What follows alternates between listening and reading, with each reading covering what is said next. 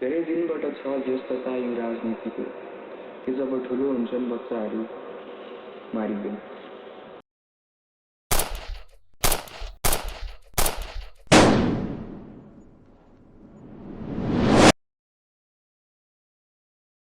This is a metaphorical satire by a Urdu writer. जसले literally बच्चा मार्ने कुरा गरिरहेको छैन, तर जब एउटा बच्चा ठुलो हुन्छ उसले प्रश्न गर्न थाल्छ, उसले आफ्नो हक माग्न थाल्छ र यो मेटाफोरिकल सटायरले त्यो प्रश्नलाई मारिदेऊ भनेर भन्छ। तर नेपालमा this satire got turn into reality.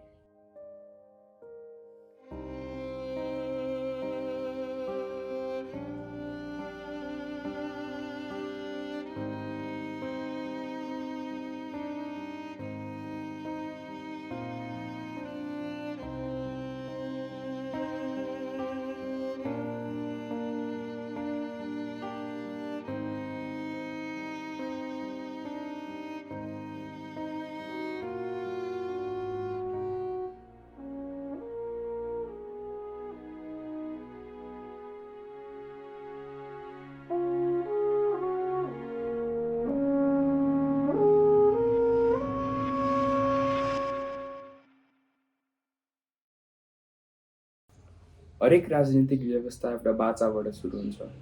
न्याय, प्रतिनिधित्व, समानता र उज्जवल भविष्य। नेपालले त्यो बाचा धेरै पटक सुनिसकेको छ। 2007 सशस्त्र आन्दोलन, 2046 पहिलो जनआन्दोलन, 2062-63 सालको आन्दोलन र अहिले आएर जेनजी प्रोटेस्ट। हरेक पहलले एउटा नयाँ बिहानीको घोषणा गर्थ्यो अनि हरेक पटक सामान्य मानिसहरूले विश्वास गरे, किनभने विश्वास गर्नु नै शक्तिविहीनहरूको मुद्रा हो। Revolution mobilizes the poor. Reform is negotiated by the powerful. नाराहरू धमिला भएपछि फेरि उही संरचनाहरू खडा हुन्छन्। विभिन्न नेता, उही नेटवर्क, उही भ्रष्टाचार, उही पार्टी, मात्र त्यसलाई नयाँ रूपले प्रस्तुत गरिएको हुन्छ। इतिहासले यो क्लियरली देखाउँछ। फ्रेन्च रिभोल्युसन पछि पावर नेपोलियन बोनापार्टको हातमा गयो। हरेक क्रान्ति जसले समानताको कुरा गर्यो त्यसले नयाँ हायरार्की सिर्जना गर्यो, किनभने सत्तामा रहेकोलाई हटाउँदा शक्तिको लजिक हट्दैन। Nepal has experienced upheaval more than once. धेरै पटक आन्दोलन देखेको छौँ। हरेक पहलले त्याग बोकेको छ। कति ज्यानहरू गए, सडक भरिए, संरचनाहरू जलाइए। तर आज एउटा साधारण व्यक्तिलाई सोध्नुहोस्, के भ्रष्टाचारको अन्त्य भयो? नातावाद सकियो? समानता आयो? अवसरहरू समान भए? वा रिभोल्युसन पछि शक्तिले आफूलाई फेरि पुनः व्यवस्थित गरे? Power uses 3 reliable tools. Narrative अथवा कथा, जसले जनतालाई भन्छ धैर्य गर, चेन्ज टेक्स टाइम, यो अस्थिरता आवश्यक छ। कथाहरू सुनाउँछ, यस्तो हुन्छ उस्तो हुन्छ बाचा दिन्छ र यो ढिलाइ नै उनको रणनीति बन्छ।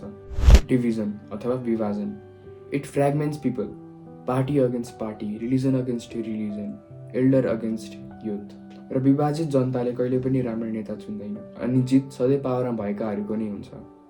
सिम्बोलिजम अथवा प्रतीकवाद, नयाँ नारा, नयाँ अनुहार, यस्तो पाटो देखाउँछ जसले जनतालाई जितको अभिलाषा दिन्छ, जबकि आर्थिक नियन्त्रण, संस्थागत कब्जा, अविभाजित वर्गहरूको सञ्जाल यथावत नै रहन्छ। पावरलेसहरू हेडलाइनमा रमाउँदै गर्दा पावरफुलहरूले आफ्नो जग अझ बलियो बनाउँछन्।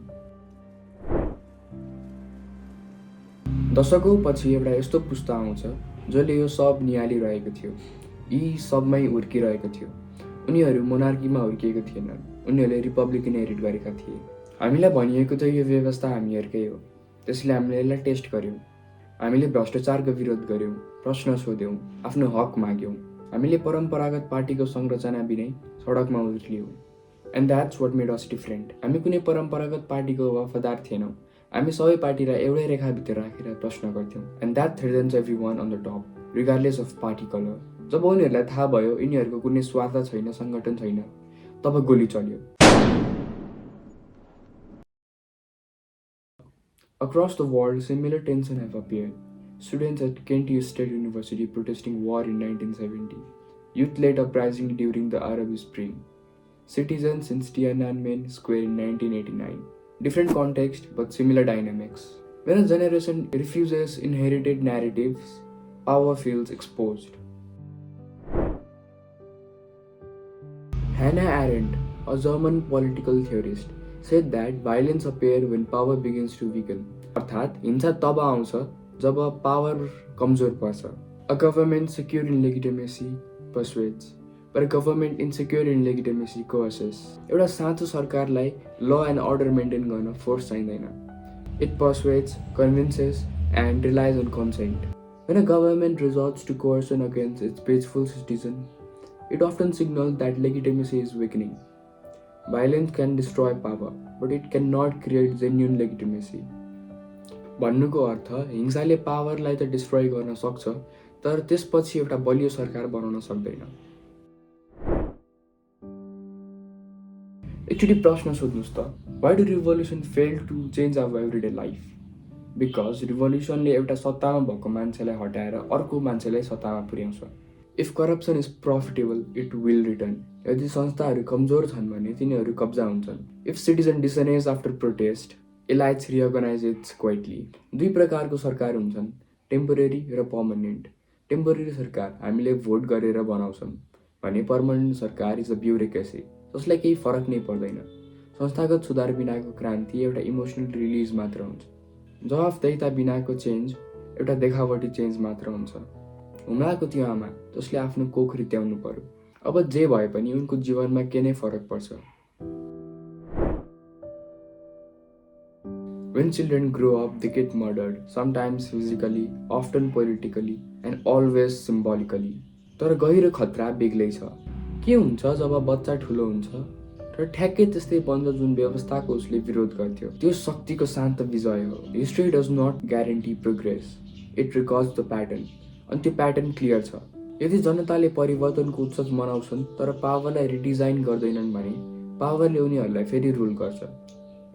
वास्तविक क्रान्ति सडकमा हुँदैन, इन्स्टिट्युसनमा हुन्छ, व्यवहारमा हुन्छ, कल्चरमा हुन्छ, जवाफदेहितामा हुन्छ जुन हेडलाइन पछि पनि बिलाउँदैन.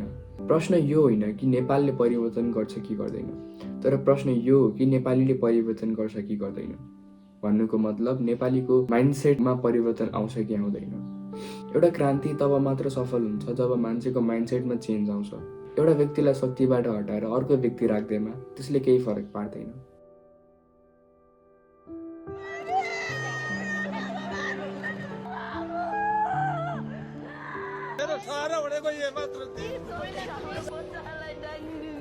खोइले हानेर मारे, तिनीहरूलाई सजाय हुने पर्छ.